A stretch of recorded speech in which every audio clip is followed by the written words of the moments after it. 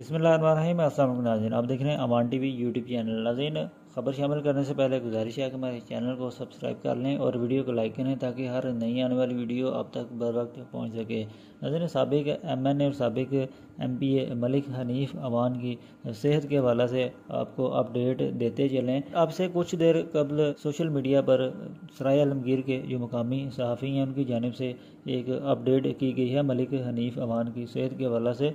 इस रिपोर्ट के मुताबिक मलिक हनीफ अवान गुज़श्ता रोज़ घर की सीढ़ियों से पाँव फिसलने की वजह से नीचे गिर गए थे, जबकि अस्पताल में चेकअप के बाद उन्हें घर शिफ्ट कर दिया गया है और डॉक्टर्स की तरफ से उन्हें ट्रीटमेंट के साथ साथ मुकम्मल आराम की हिदायत की है। जबकि सीढ़ियों से नीचे गिरने की वजह से मलिक हनीफ अवान के कमर में शदीद दर्द और मामूली खराशें आई हैं।